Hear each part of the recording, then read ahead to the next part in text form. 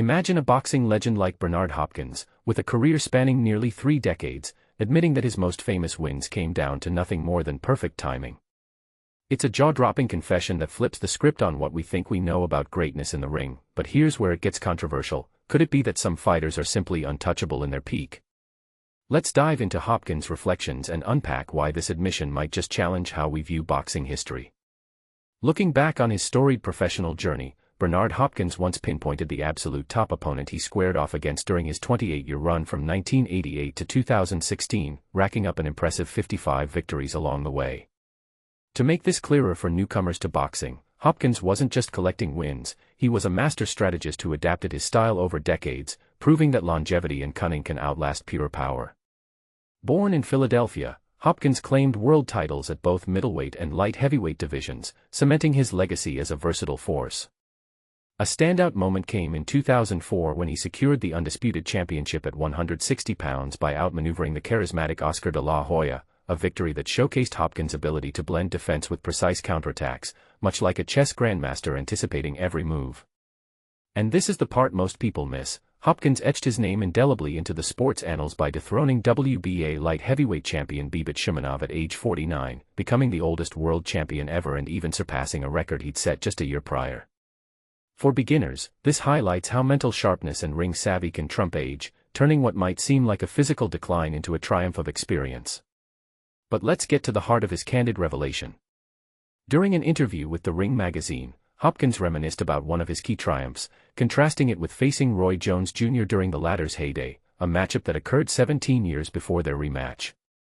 He was clever enough to shut down my go-to tactics and savvy enough to dodge my heavy punches, Hopkins explained. Even when I connected, he'd only take one hit. Unique fighters like him make you rethink everything. If you land that first shot, another usually follows, but not with him.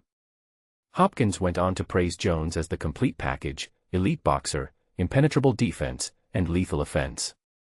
Early career Roy Jones Jr. was all about lightning speed, razor-sharp reflexes, and groundbreaking unpredictability, he said. No one could have topped Roy Jones at his peak level back then. This isn't just flattery, it's a nod to how Jones' unconventional style, blending feints and footwork, disrupted traditional boxing norms, making him a nightmare for even the best-prepared opponents. Their initial clash in May 1993 saw Jones overpower Hopkins to snag the vacant IBF middleweight world title, dealing the Executioner his second career loss. Picture it, a young, explosive Jones using his athleticism to dominate, setting the stage for debates about who truly belonged at the top. Fast forward to their April 2010 rematch at Mandalay Bay in Las Vegas. This time, Hopkins turned the tables, winning unanimously in a non-title affair. By then, Jones was no longer at his zenith, age and wear had dulled some of that invincible edge, allowing Hopkins to leverage his veteran wisdom for the upset. Roy Jones Jr. remained celebrated as one of boxing's all-time greats, securing world belts across middleweight, super middleweight, light heavyweight, and even heavyweight. His ability to leapfrog weight classes exemplifies the rare talent that transcends boundaries, inspiring generations of fighters.